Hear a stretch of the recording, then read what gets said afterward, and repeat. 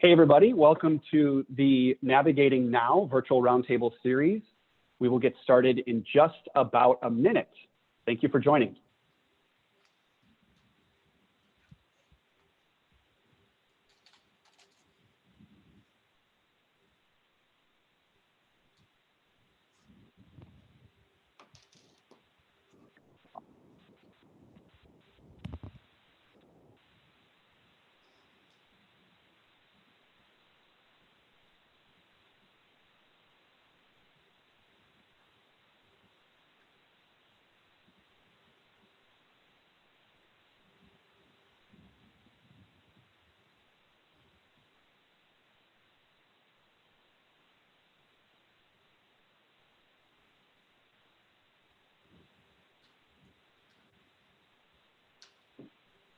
Thank you for joining, everybody. We will get started in just about 30 seconds.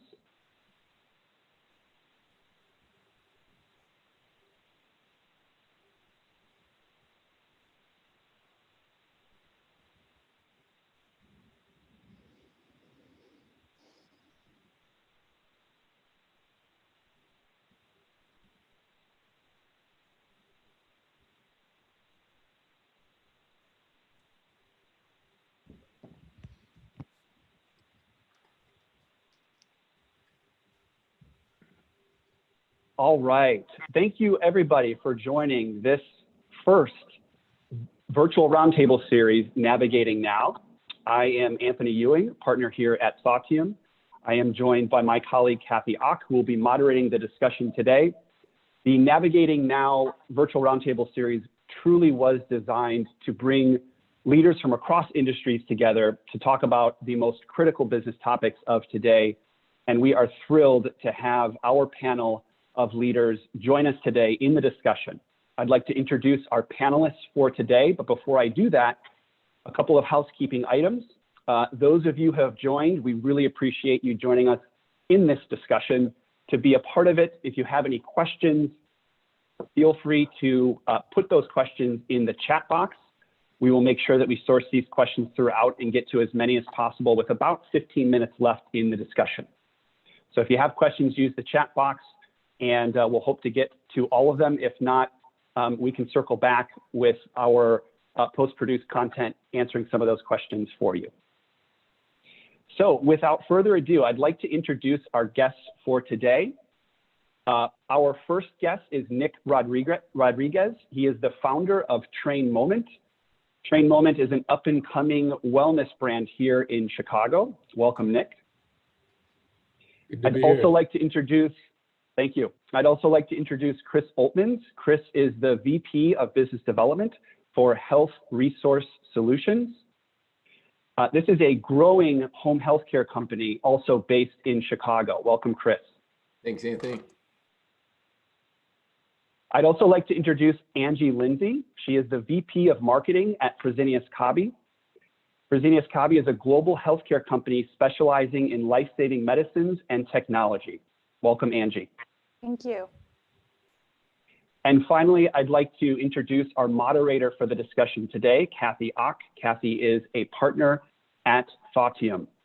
Kathy, I'll hand it over to you to start the discussion. Thanks very much, Anthony. Really appreciate that. And a big thank you to our panelists who have all stepped into the conversation today. We are really excited about getting started.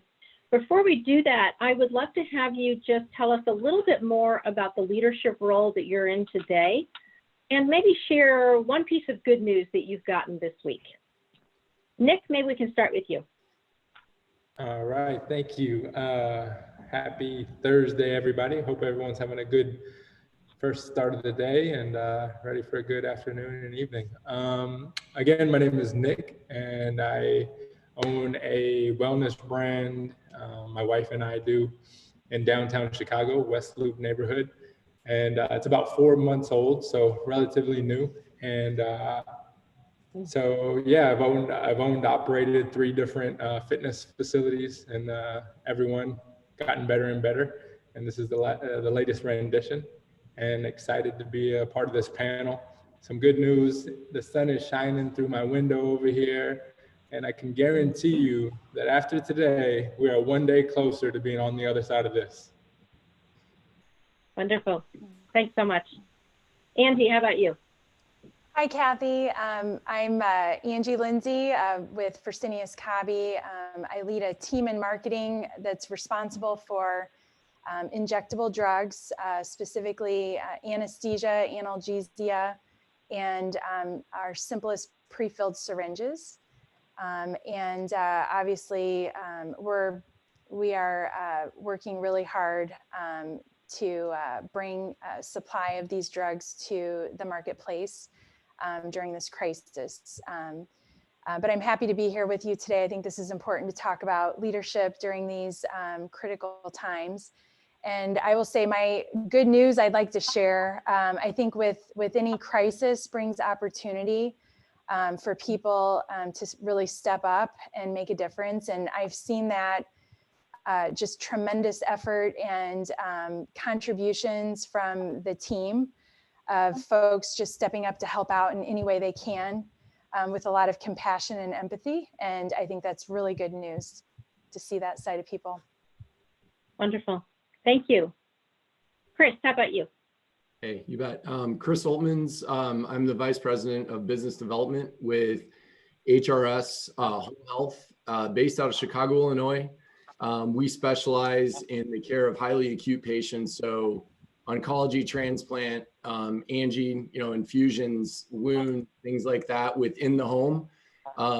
We have 240 employees, about 130 of those are frontline providers, so nurses, therapists, social workers, etc. So very interesting time. We take care of about 1,400 patients a day across 4 states. So we service greater Chicagoland, Northwest Indiana, Nebraska, and Western Iowa. We complete about 300 visits a day inside of patients' homes. So this time and challenge has been very real, and just a lot of innovation and change that we've made on the fly. Can't wait to talk about that. My good news has to be the courageousness and just the unselfishness of frontline providers right now, guys. We see pictures of all of them on Facebook and, on the various outlets. I get to live it and talk to these people every day. It is truly incredible that these people, doctors, nurses, social workers, lab providers, PAs, pharmacists, all of these providers going in and just doing what they went to school and what they took the oath to do, and just watching them execute that without question it's truly amazing. So that would be my good news. Wow. It's wonderful. And we're going to have a chance to get into it in even greater detail as we move through our discussion today. So thank you for the additional information that you each shared through the introductory comments. I'd like to take a moment just to help all of the people listening on today's call to understand what our format is going to be. We have 3 overarching questions that we have provided to the panelists ahead of today, and we've asked them to think a little bit about how they would respond to each one. And I'd like to just give you a sense of what those questions are. We're going to be talking first about what's working well, and that will really bring in some of the creativity you're already hearing the panelists mention in their introductory comments. We're then going to be talking about challenges. We've all been very challenged by the environment that we've been thrown into over the last 4 weeks, and we want to hear a little bit about the challenges these leaders have faced and the ways in which they have stepped up to those challenges. And the last thing we're going to ask them to do is share one piece of advice they'd like to give to all of the people listening on today's call. We can all learn from each other. I think there's a lot of opportunity, as Angie called out in the introduction, and this is a chance for us to really have those experiences and connect with each other in that space. So I'd like to just start first maybe with the setup around what's working well. And the frame I'd like to put around that is that I know we've all been thrown into a very reactive environment. And there are people reacting all around us, some with more thought than others, but all of us are doing the very best that we can. In that reactive space, I know each of you have had opportunities to bring your leadership forward and to provide your own creativity. And I'd like to just start with you, Nik, and find out, as we go back to the theme of redesigning business models in real time, which is what we're here talking about today, what have you faced in this very reactive environment, and how have you brought your creativity to that opportunity? Yeah, so it's been really wild over the last about month now. It's almost been a month, which is crazy. So we shut down our operations of our gym voluntarily on March 16th, a little bit before places were mandated to by that coming Saturday. But by the 16th, we made the decision to do our part to try to work on flattening the curve, as everyone has been calling it. And so we saw what was coming. We wanted to be on the front line of it. We wanted to do our part. We feel like a positive of all of this is that people can really come together if we all sacrifice and bend a little bit and don't get greedy and try to hold on to this or that and be reactionary. I feel like the blows can be mitigated quite a bit. And so we wanted to go ahead and do our part of shutting down the operation temporarily for the time being. And so that was the Monday. By Monday night, I already knew that we were going to go digital.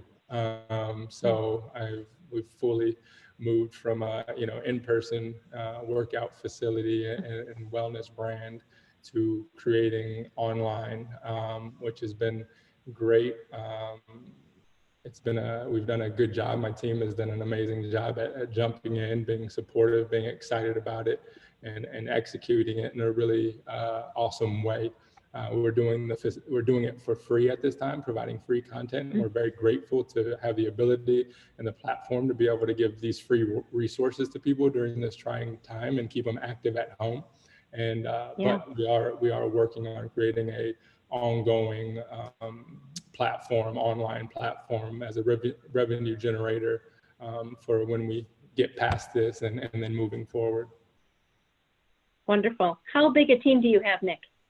So it's myself and my wife that are like the general managers and manage all operations. We have one full-time employee, 5 independent contractors, and a couple of other independent contractors that do some operational activities. So about a team of 10. Mm-hmm. I love the speed with which you were able to make that shift from the real time in the gym experience to the virtual platform and bringing a digital solution to people so that they could focus on their own wellness and health during this crisis. That's really wonderful. Thanks for sharing that. Thank you. Chris, how about you? What have you seen in this really reactive time? How have you been able to step forward with your creativity? Sounds like you're dealing with these challenges like we are every day. Yeah, absolutely. I really think, to Nik's point, all of us, and I think this is what's so interesting across all industries, we've really had to understand how to lean in on, telecommunications. So we had to figure out very quickly. We started in early March, basically beta testing, Doxy.me, Zoom, Microsoft Teams. So how are we going to communicate with our patients where we can't go into the home safely? How are we going to communicate with the hospitals and all the providers that we deal with? How are we going to talk to these people when typically it's a 1v1 situation? And as facilities and as, people went into lockdown, that was how we communicated. So we still were able to speak by phone and by text in the past, but this face-to-face interaction, I think in medicine, we've heard a lot about telehealth, but we were really, you had a choice to either evolve and come with this or fall behind really fast.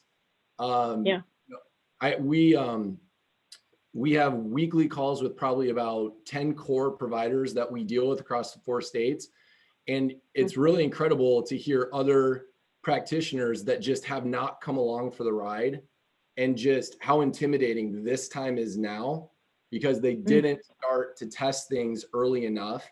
So I think creativity wise, just the workflows that we had to create internally and externally. So working with end users and saying what's working, what isn't working, what do you need? So asking versus talking first. I think there was this propensity to say, let's use this, and then letting them really guide us to this is what we want, and then looking at the mediums that we had to communicate with them and then retrofitting that to their needs. So I think in healthcare, it's really been creativity wise, really finding telehealth platforms that we can use both externally and internally. Yeah, one of the things you said is so interesting, and that is that, you were able to start thinking about the altered environment fairly quickly. In my conversations with leaders over the last 4 to 6 weeks, some people lean into that right away, and some people really struggle to kind of get their heads around it. So it sounds like your team was able to step in without necessarily knowing how certain it was or how long it would go on. People were really able to step in and do some rapid prototyping that allowed you to bring a solution through to your end users even more quickly. Absolutely. And we all know as leaders, not everybody wanted to come along for the ride. This is a change. So I think we really worked hard with our scripting and our messaging throughout our company so that we were consistent how we were downstreaming this, so that we had people buying in at a higher conversion rate, both internally and externally. And I'm excited. I think these changes, like Nik, some of the changes you've made to your business, you might have never done this. You might have never made those changes. And I think, Angie said it too, crisis creates innovation. We've said that almost daily, so it was a challenge, but yes, being an early adopter to this was a huge advantage for us. Yeah, interesting. Great. Let's bring Angie into the conversation. Angie, what would you say, given the larger organization that you work in and the challenge of a significant commercial model, what would you say you've been able to bring your creativity to in the last few weeks? Yeah, well, I think what has worked really well over the last, 2 or 3 weeks, that we've been really in the midst of this crisis, feeling it, is collaboration. And it's like what Nik said, coming together to understand what the solution is, and really getting a lot of perspectives. I know when we're dealing with a lot of individual situations that are taking up a lot of time to solve that problem in the moment. Both what we can do to be better, not just to respond to this situation here and now, but how we can be prepared for the future, and even looking post-pandemic as to how this is going to change healthcare. It's like what Chris said, we're in a situation now that we're doing things that we've never done before. And how can this improve the way we do our business and serve our customers and serve patients ultimately in the future? And just trying to balance that, balance the immediate needs with thinking about the future and how we can be strategic and thoughtful in how we move forward and move through and out of this pandemic. It's interesting how many tensions there are to manage in a time of crisis. So situations like this can bring teams together. You can see more cohesion and collaboration, or sometimes it can push people apart. Sounds like you've seen more of the cohesion. To your point, juggling the short term and the long term is another area of tension. Where do we put our energy, given the number of hours that people are working? So it's interesting how, as leaders, we have to really be able to take all of that in and provide direction to the team at the same time. And I'm sure that's been a real opportunity for you. Right. I think it's important to recognize, as we're all going through this crisis, emotions are high and the stakes are high. So I think we, extend grace to each other as we're moving through this, take time to really listen and understand other perspectives. And I think that's how we will get through this in the best way possible and helping the most people in the end. Okay, wonderful. Kathy, if I could just make a point here, we're talking a lot about how, we're working together internally to ensure that our services are readily available in this time of need. I think this also, what I'm hearing is this also really affects the way that our consumers, our customers, our community are experiencing us as well. Yeah. And a perfect example of this is as I was preparing for this call and preparing for my introduction of Nik, I had written down the head of a fitness brand And the way that I've experienced this transition just over the last couple of weeks with Nik and his team, because I'm very close to what his team is doing to kind of innovate and transform, it dawned on me that this is no longer a fitness brand, that this is a wellness brand, because of the way that within 36 hours, they were able to transform what in my mind was a brick and mortar fitness studio into a holistic, supportive suite of wellness products. And I know that Nik has always had the vision of the wellness kind of trajectory, but as a consumer, it was really interesting where just within a couple of weeks, I have experienced his brand as much more than what I thought it was prior to the COVID-19 crisis. So it's really interesting how this shows up also to our customers. Yeah, I think it's interesting how this type of situation potentially expands the space that we play in.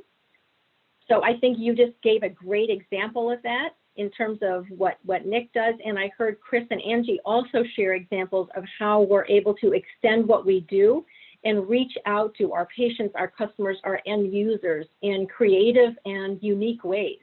And I think we're going to hear even more about that as we move into the next section. So thanks for bringing in that point. Very helpful.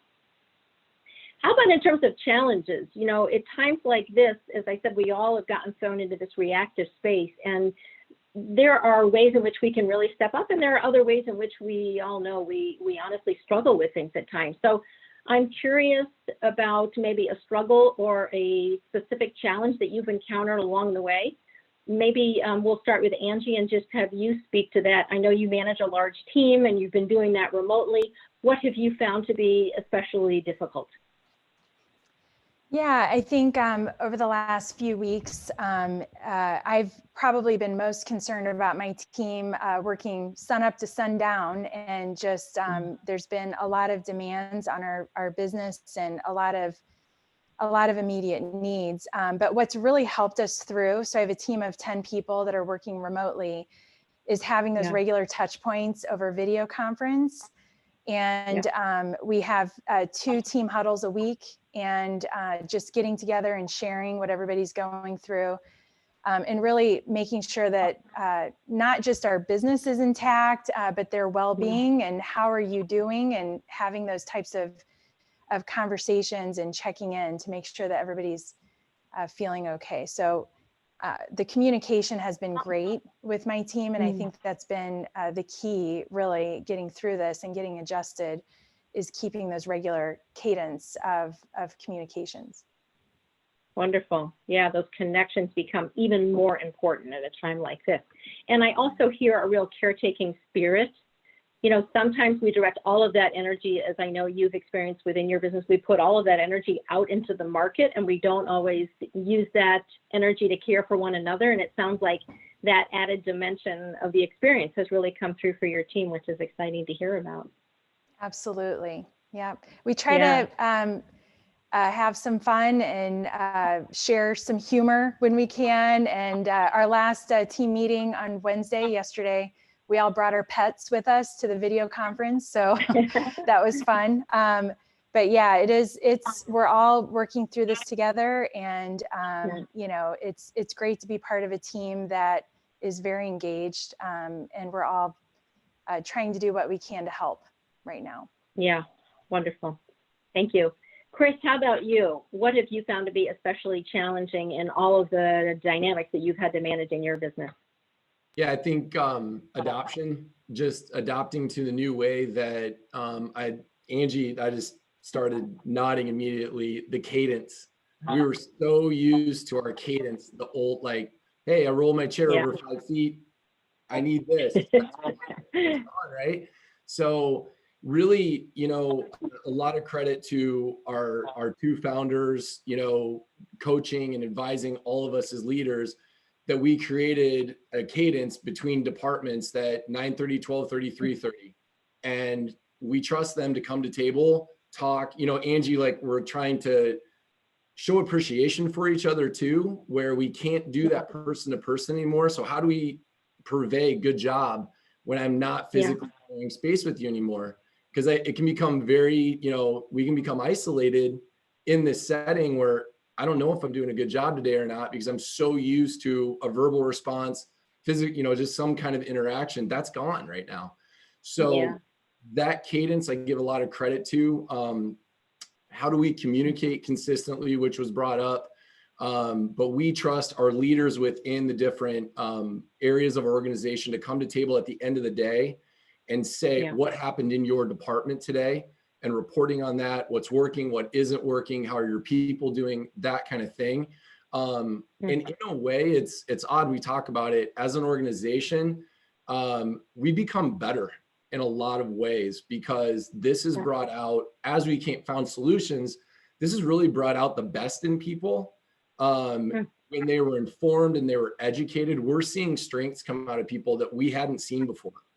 But we had to be really creative, and we had to make sure that they were educated and communicated with.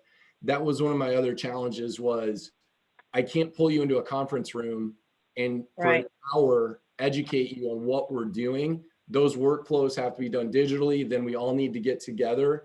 But I think we found ourselves being more efficient and trusting our leaders of their teams to disseminate that information, versus maybe those of us at a different level of the organization trying to muscle that home. I have to lean on you to work with your team now and this information to educate them, make them feel informed, and make them feel involved.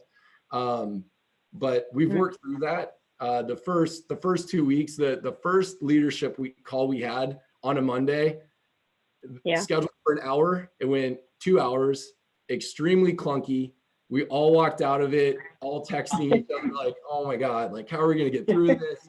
And by Wednesday, we had it drilled down to an hour, super tight. But I'll never forget those challenges though, because it's just that first try was tough. But yeah, I just think the cadence, the communication, the education, learning what mediums we need to use and how we drive that home now, those have been the challenges. Yeah. Chris, Wonderful. I was going to add to something. You made me remember that, I've been putting little 15-minute increments on people's calendar.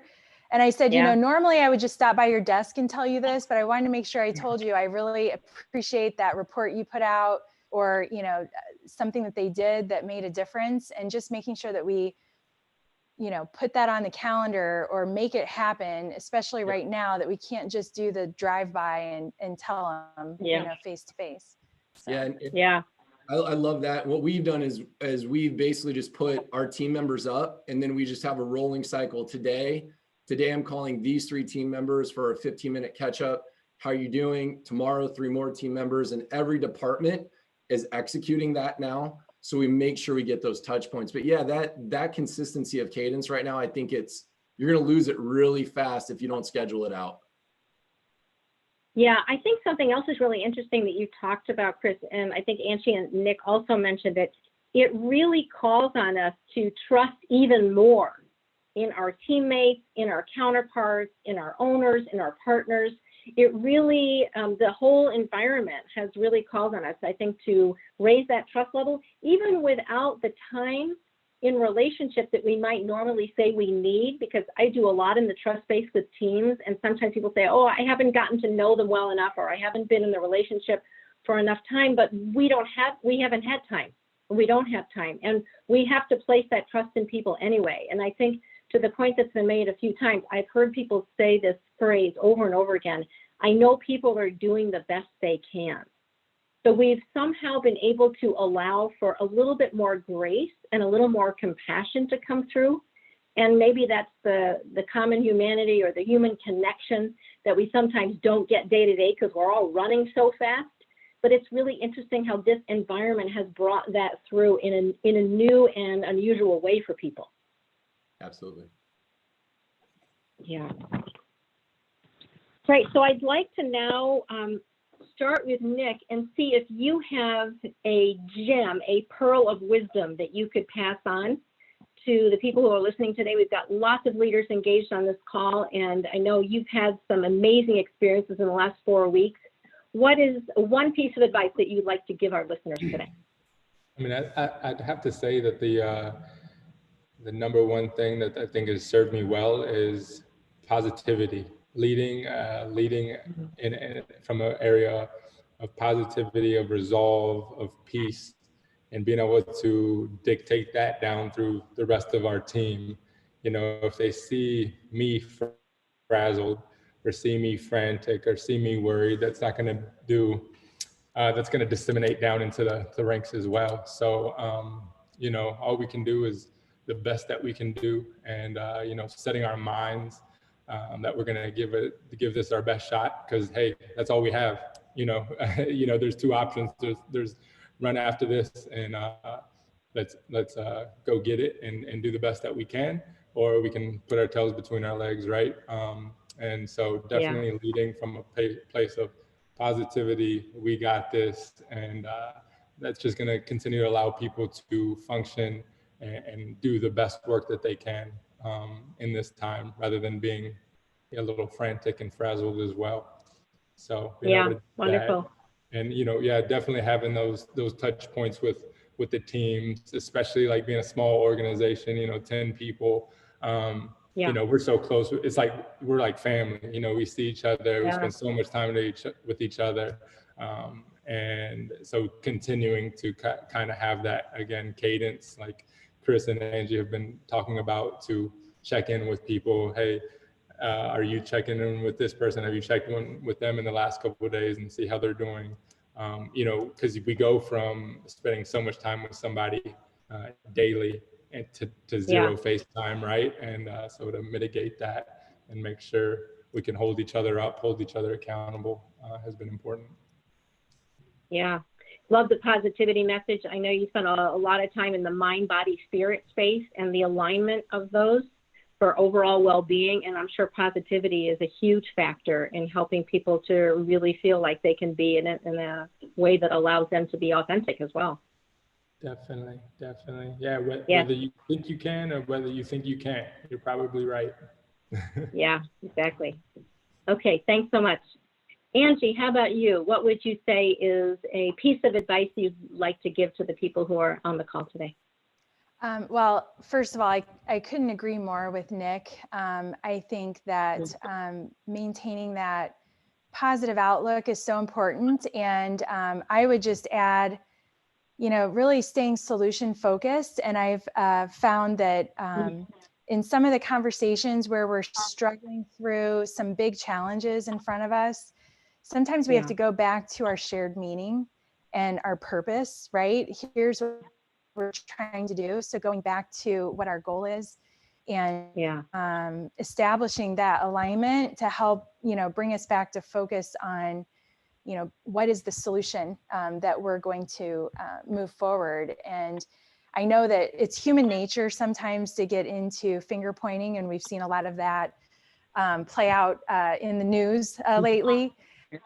So I feel like, you know, my advice is let's all stay positive. Let's stay curious and open to other ideas and other ways to approach things. And I found myself, you know, when I'm in a conversation with a colleague or even somebody external, and they have a very different viewpoint, it's an opportunity for me to be curious. Why do you feel that way? What makes you come to that conclusion?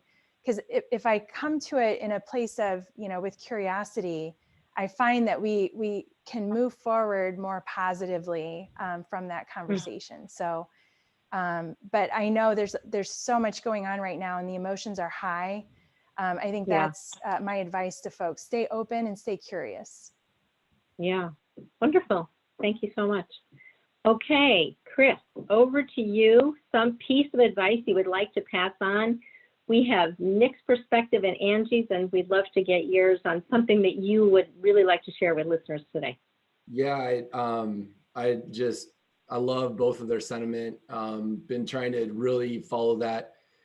You know, I think the thing that I love seeing right now are the people within our organization, but then also in the community that they're finding their way through this, and they're finding where they can be valuable, however that looks, right? So, you know, internally, we've got people that have raised their hand up and said, hey, I'm working from home. I have 3 hours a week now that I can do X, Y, and Z. Where can I help? And we've got people in the community, like, I think to Nik's point, be positive. You know, to Angie's point, be curious, but raise your hand up. Raise your hand up. Find a way through this. I think it's a massive opportunity for people that are within an organization right now. I'll tell you, from our perspective as leaders at HRS, we're keeping score right now. I mean, this is a time that has a multiplier on it. This is a challenging time. So we've got people that are leaning all the way in. They're pinging me on the side saying, what can I do? And we're blessed at our company. For the most part, we don't have people that are leaning away. But I think step back for a minute. And if you're in a challenging place right now, whether it's work or whether it's personal, there is so much opportunity out there right now to provide value, whether it's work or personal in your community, whatever it is. And that would be my thing, is to, if you're struggling right now, is there is something that you can help out with. And we've got people cross-functionally right now doing things they were never trained on 3 weeks ago. And we immediately, they said, hey, I want to help. I see this is really challenging over here. Can I help? So, you know, I think really, you know, there's so much value you can provide. If you're struggling right now, there's so much value to just offer it and lean on. I'll be texting Angie. I'll be texting Nik after this. I'm betting, because I want to know what's working for them through this. And I think that's the other thing. Really, really rely on your network right now. My closest cohorts, I've reached out to them. Anthony, I reached out. What are you guys doing right now? What are you hearing right now? This is not a time to isolate yourself. Reach out, ask what solutions other people are doing, and your customers and your patients. What do you need? And then try to build it. So. Wow, that's wonderful. So we've heard positivity, openness and curiosity, offering to help, which I also love. And you said as well, Chris, rely on your network. Another one that I'd love to offer, because I have personally found this very helpful, is gratitude. I find that my practices in the space around gratitude have increased during the last 4 to 5 weeks. Maybe it's just because our awareness has all gone up so dramatically, but I do know that the gratitude is a direct connect to resilience. And so I have found myself, when things seem a little bit off center or everything gets upended, if there's a way for us to sometimes go back to gratitude, I think that can make us even more resilient at a time like this that's so challenging. Anthony, I'm wondering if you want to come in here before we shift into our question and answer mode. Well, we have a handful of questions, so I want to make sure that we've got enough time to address them. So I'm happy to move into Q&A. I have just been thoroughly enjoying not only the responses, but the connections that have been made between all three of these leaders who, prior to this episode, didn't know each other. And it's just great to be able to relate and to make connections amongst leaders. So again, thank you all so much for being a part of this. We'd like to invite our audience into the discussion, and we have a couple of questions for the panelists, a few good ones. So we'll try to get to as many as we can in the next about 10 minutes or 15 minutes. The first question is directly for Nik. One of our audience members would like to hear more about the first 24 to 48 hours specifically in making the fundamental shift that you talked about to becoming more of an indirect media company or putting together these virtual offerings. Yeah, so great question. So, you know, I guess the approach has been divide and conquer, right? So we knew, okay, what do we want to do? We want to be able to make online offerings for our clients and for the community at large. Okay, that was the objective. Okay, break it down. What does that consist of? It consists of having programming written up that can be orchestrated with little to no equipment in people's homes. Okay, my director of training, you're on that, right? My wife is researching, my wife and business partner researching what have other people done in this space before. You know, go dig in, see what you like, see what you don't like, and you know, so break down those components. Okay, we need a camera, we need a cameraman, we need you know, production capabilities, We need the coaches. Okay, which coaches are comfortable with doing this and performing in front of a camera at home in a very different environment than they're used to. Okay, so it's just, breaking, identifying the number one goal, which was to provide an online service, and then, breaking down the components of what that consisted of and getting the right people to attack that. So, yeah. Yeah, again, there's I think a lot of fitness and wellness companies like yourself have had the same challenge. I think one of the unique things that you've done, Nik, is that you're almost curating different offerings outside of just workouts, right? To get people involved in the discussion. You want to touch a little bit on that too? Yeah, so we kind of started a series called Digital Love and Light, and it's to enhance and strengthen people's mind, bodies, and spirits in this time. So just curated a list of free resources for online and live meditations, faith-based community, workouts, our type of workouts, other type of workouts, yoga. And so, yeah, just really trying to garner and curate a good selection of things to keep people active, have things on their schedules, have things to look forward to keep the mind, body, and spirit healthy in this time. Yeah, that's wonderful. Just a huge value to the community. Thank you, Nik. Thank you. Okay, our next question is for Angie. Angie, I'm curious, in a larger established international/global organization, how does the team stay aligned and move with speed? All right, that's a great question, and it's a lot of communication. I can say that. Also, I think the key to success is established roles and responsibilities. In what we've been working with over the last few weeks, it's really important for me to know what I am running point on and where I'm accountable, and where I'm bringing up people input. Now more than ever, especially in the from home remote situation, we have to be very clear on what our role is and what our expectations are, and what those deliverables are. And then you marry that with a lot of good communication and regular communication, and it's working really well. It's working very well. Wow, awesome. Yeah, that's great. Appreciate the response. This is a question for everyone, and maybe I'll start with Chris on this. The question is, with innovation needing to happen so quickly, how are you bringing the broader group of employees at your companies into the fold and bringing them along? Great question. I think the biggest thing that we've needed to do is find accountable leaders, right? So that we don't have 6 people working on a project. So we've been very, very precise when we have an organization of 240 people that have to be in the know and understand the strategy that we intend to implement. One mistake we saw earlier in this is we'd have 4 people on a project, and then that information getting muddled, versus we need one accountable person that might have a subgroup helping them. This accountable person, though, is going to bring the solution to table, and it's going to be a precise message and a precise strategy that then is going to be broken down to the teams. And then, Kathy mentioned it, Angie mentioned it, Nik mentioned it. Then we're going to make sure we have to rely right now on those team leaders to disseminate that information adequately throughout the organization. But I think to answer that question, there's a lot that we had to solve quick.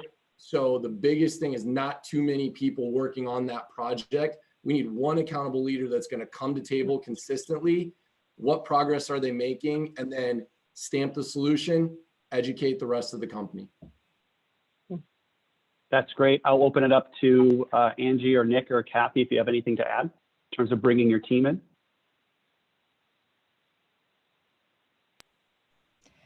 I would just add, I've really appreciated members of my team stepping up and asking how can they help.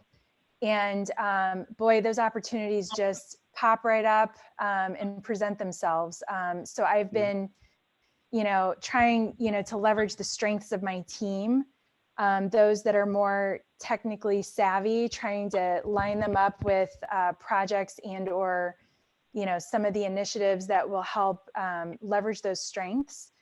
And, you know, and I have some clinicians on our team as well that, you know, trying to align them with the professional associations, and really delegating a lot of that responsibility. I think that's been tremendously helpful. So getting people to go a little bit outside of what their normal job expectations are, and giving them an opportunity to stretch a little bit and get involved in some other projects and other things that leverage their strengths. Mm-hmm. Mm-hmm. That's wonderful. Thank you very much. I have a question that I'd like to extend to all three of our panelists, and maybe we'll close on this question. I think it's a good one. The question is, we talk about putting on your mask first as a leader. How are you taking care of yourself before moving to action for your team? And this is a really, really good question for a broad group of leaders that might be listening. How are you putting your mask on first, taking care of yourself so that you can be the best version of yourself as a leader to your team? And maybe we'll start with Nik on this, because I know it's been a couple intense weeks for you. Yeah. And Katie. Certainly. You know, we feel like we've been just as busy, or actually more busy, since since this all happened, which we're very grateful to be in that position. So, you know, I'm a very faith-based, faith-led individual. And so I have continued to wake up just as early as I always do, even though operationally my functions have dwindled in that department, as we're not running a gym that's open 18 hours a day any longer. But I still get up, I do my routine, I spend more time with my quiet time, with my reading, with my prayers, and that fuels me up, that gets me going. And I've doubled down on that. That's where I find my fuel, and it's allowed me to continue to pour.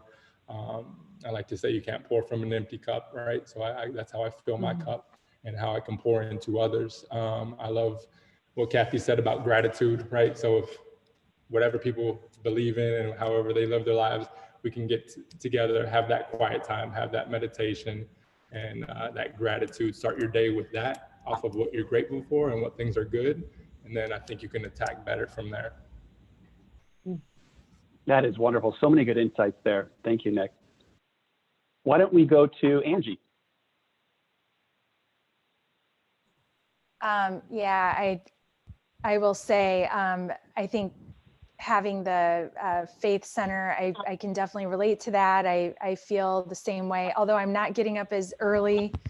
I find myself doing my workouts actually later with my kids, which is good for me, because I think the family time is really important. And I think that's the adjustment that we're making as a family, having everybody at home. I can, you know, try to get out over lunch with one of my sons to go for a run. And I think that's helping me stay balanced and stay in touch with taking care of myself. So, yeah. It's wonderful. Thank you, Angie. Chris, how about you? Routine. And I'm not there yet. I have work to do. So I've got a 6, a 4, and a 6-week-old at home. Yeah. So, you know, I think that's the thing too, you know, anybody listening, or anybody in the company, the market, the patients, nobody cares that I have 3 kids at home. I got to figure it out, you know? And I think being vulnerable to the fact that the routine is difficult. I am trying to get up at the same time that I usually do. Trying to get workouts in as best I can. You know, usually with the 6-week-old in the, you know, on the floor, you know, not on the floor, sorry about that. In a sitting in a stroller or whatever I can make work so I can get a workout in. I just think routine through all of this is really, really important. Getting the kids on routine right now, but you know, and as a leader, if I'm not routine and I'm not cadenced, and my team and my people see that I've broken that, guess what's going to happen? So it's just really, really trying to keep a routine as much as possible. And I'm not there yet. I'm happy to admit vulnerability on this call. Like I'm working through it. I think it's getting better, but I'll never forget this time, just the changes and really the internal inspection on what I'm trying to get done routine wise. Yeah, that's I'd wonderful. love to add a perspective as well. And I thought about this with the previous question and didn't have a chance to come in, but I think it applies here too. And it has helped me get through the last 4 to 5 weeks, and that is making room for the emotion. I think now more than ever, we are reminded of the fact that work is part of life and not the other way around. And, you know, we have a team member who had a family member that got the virus. And, you know, we can't push so hard on productivity that we're not able to say, wow, let's just take a moment. How are you doing? How's your family doing?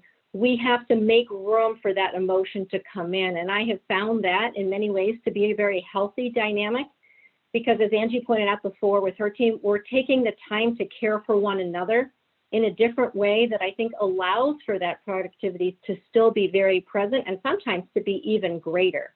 So I think making the space for the emotion to come in is actually a very healthy thing.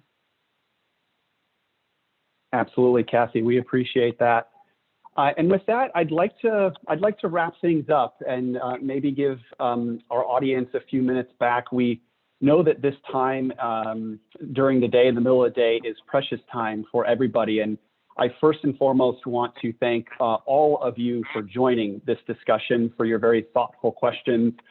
Secondly, I would really like to thank our panelists. So Chris, Angie, Nik, thank you so much for stepping into the discussion, being willing to really show kind of your true self as a leader, offer some insights and also some vulnerability. I think that was a theme that was kind of woven throughout a lot of the answers that we heard today. None of us have the answers as leaders, but it feels great to be connected to other leaders who are going through a lot of some of the similar experiences. And so thank you three so much for stepping into this first Navigating Now series. A little bit of, or I guess to close it up, I'd like to share that we will be offering additional discussions every Thursday at 3 o'clock Central Time. Next Thursday, our topic will be finding connection in a virtual environment. How are we leveraging this time, technology platforms, and really the strengths of our teams to ensure that we're connecting in meaningful ways as teams. So you can find us here at thoughtium.com/live to register to be a part of these experiences. And we also broadcast live on LinkedIn. So again, thank you all to our audience today. Nik, Angie, and Chris, thank you so much for the wonderful discussion. We look forward to bringing you more of these each Thursday at 3 o'clock.